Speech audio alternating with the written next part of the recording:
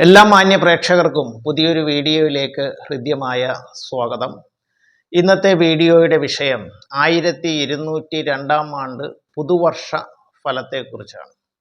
ആ പുതുവർഷ ഫലത്തിൽ കർക്കിടകൻ രാശിക്കാരുടെ ഫലങ്ങളെക്കുറിച്ചാണ് ഈ വീഡിയോയിൽ പ്രതിപാദിക്കുന്നത്. കർക്കിടകൻ രാശിയിൽ വരുന്നത് പുണർതം നക്ഷത്രത്തിൻ്റെ അവസാന പാദം, പൂയം, ആയില്യം എന്നീ നക്ഷത്രങ്ങളാണ്.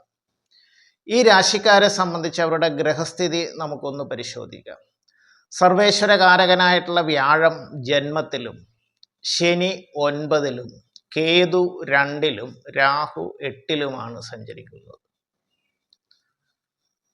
ജന്മവ്യാഴകാലം പൊതുവെ അനുകൂലമല്ലെങ്കിലും കർക്കിടകൻ രാശിക്കാരെ സംബന്ധിച്ച് വ്യാഴം അവരുടെ ജന്മം എന്ന് പറഞ്ഞാൽ കർക്കിടകൻ രാശിയിലാണ്. കർക്കിടകൻ രാശിയിൽ വ്യാഴം ഉച്ചസ്ഥനായിട്ട് നിൽക്കുന്നത് കൊണ്ട് വളരെയധികം ഗുണാനുഭവങ്ങൾ ഈ രാശിക്കാർക്ക് വന്ന് ചേരുന്നതാണ്.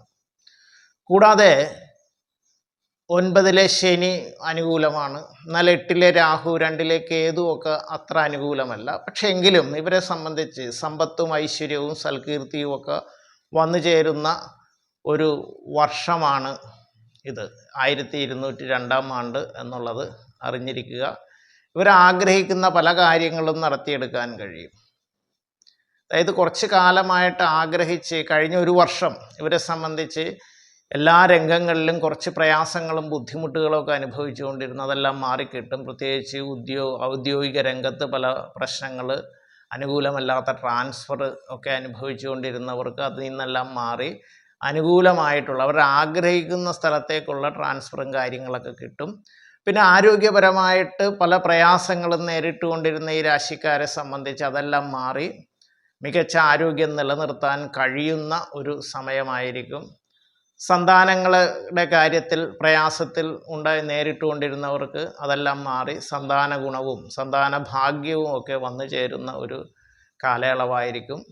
ബിസിനസ് രംഗത്ത് പ്രവർത്തിക്കുന്നവർക്കും ഒരു ഉണർവിൻ്റെ കാലയളവായിരിക്കും.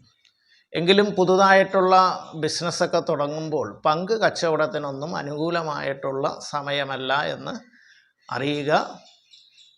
ഇടയ്ക്കിടയ്ക്ക് ചെറിയ ചെറിയ ആരോഗ്യ പ്രശ്നങ്ങൾ ഈ രാശിക്കാരെ ബാധിക്കാവുന്നതാണ്.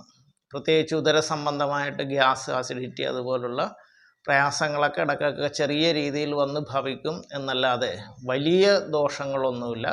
കലാകാരന്മാർ, രാഷ്ട്രീയ രംഗത്ത് പ്രവർത്തിക്കുന്നവർ, ബിസിനസ് രംഗത്ത് പ്രവർത്തിക്കുന്നവർ, മീഡിയ രംഗത്ത് പ്രവർത്തിക്കുന്നവർക്കുമൊക്കെ വളരെയധികം അനുകൂലമായിട്ടുള്ള ഫലങ്ങളായിരിക്കും 1202 ആണ്ട് വന്ന് ഭവിക്കാൻ പോകുന്നതെന്നറിയുക. നിങ്ങളെ സംബന്ധിച്ചിടത്തോളം നിങ്ങളുടെ ജന്മജാതകം കൂടി പരിശോധിച്ച് നിങ്ങൾക്ക് നല്ല ഗ്രഹങ്ങളുടെ ദശാകാലമോ അല്ലെങ്കിൽ ശുഭഗ്രഹങ്ങളുടെ അപഹാരകാലമോ ഒക്കെ ആണെന്നുണ്ടെങ്കിൽ ഈ വീഡിയോയിൽ പറഞ്ഞിട്ടുള്ള ഗുണഫലങ്ങൾ കൂടുതലായിട്ട് വന്നു ചേരുന്നതുമായിരിക്കും. കർക്കിടകൻ രാശിക്കാർക്ക് എല്ലാവിധ സൗഭാഗ്യങ്ങളും ഉണ്ടാകട്ടെ എന്ന് ആശംസിക്കുന്നു.